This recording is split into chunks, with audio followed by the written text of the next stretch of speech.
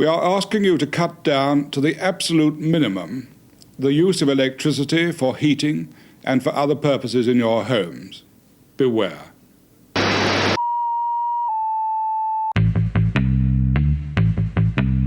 The enforced early close down in the winter of '73 was especially cruel for the television industry because it had never in recent times had such a captive audience. Many people were now working a 3-day week, and petrol rationing was keeping them indoors. So was it escapism or nostalgia for a time when nothing stood in the way of British business, which drew audiences to the most popular drama during Sailor Heath's stormy time in power?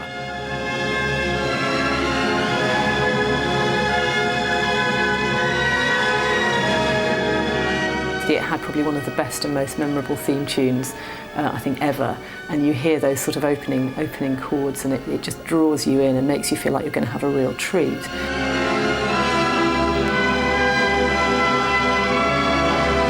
Music sticks in the viewer's memory as firmly as catchphrases.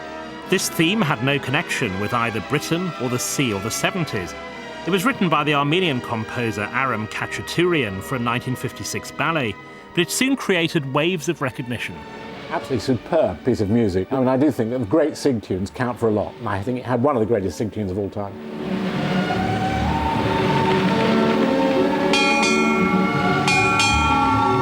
The Aeneid line was set at a time when Britain worked, and if you were a boss, the only unions you had to worry about were of the sexual kind.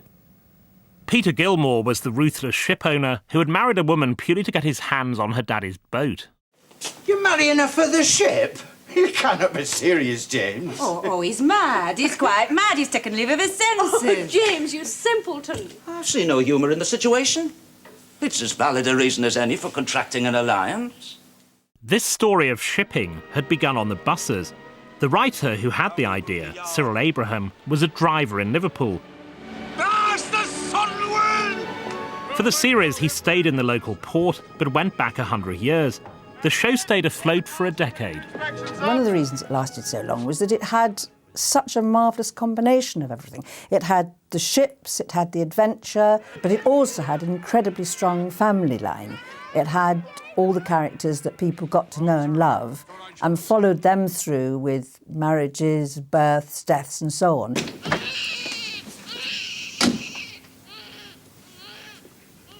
The Aeneid line was, nobody could argue it was unique.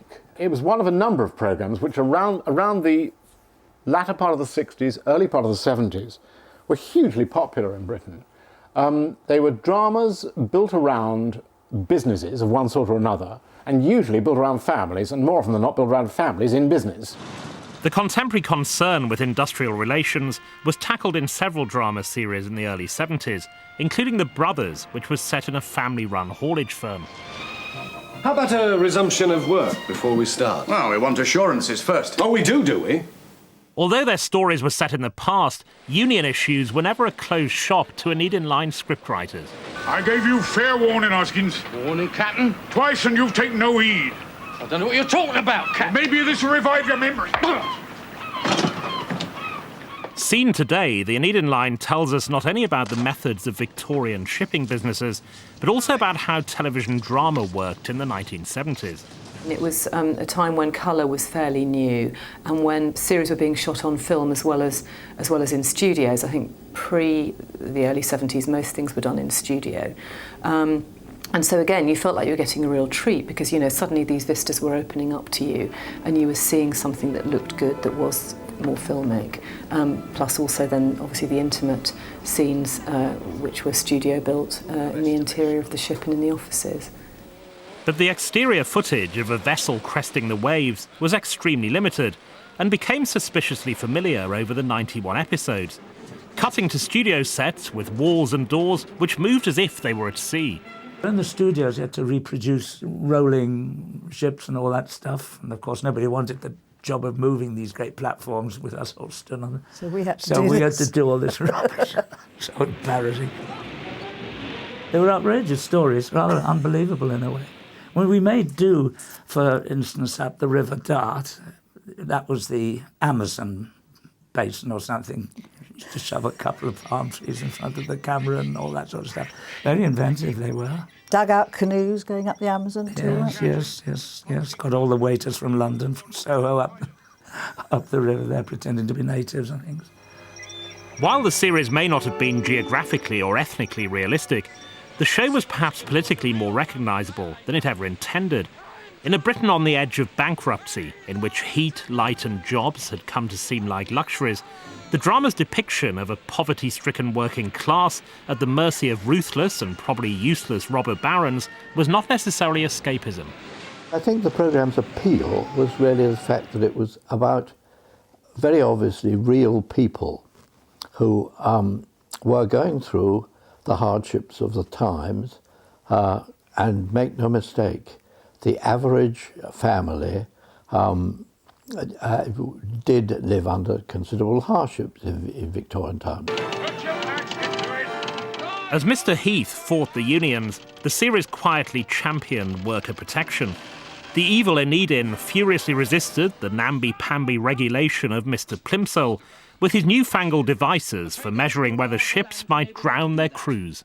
Mr. Plimsoll! I take it you realise what you're doing. Mr. Enidin? Inciting a crew to mutiny. I am merely pointing out their rights under the law. Oh, rights under the law, eh? Well, no court, to my knowledge, has yet condemned a ship on the strength of complaints by seamen. Only because they're not allowed to give evidence themselves. Oh, has that law been changed, then? It will be. It must be. Well, until it is, you do my seamen no service by encouraging them to lodge complaints which can only heap troubles on themselves. But though loaded down with awards and viewers, the Enidin line rose on waves of acclaim. Appropriately, it also became a triumph for foreign trade, one of the first British hits to sell around the world. Stand clear there!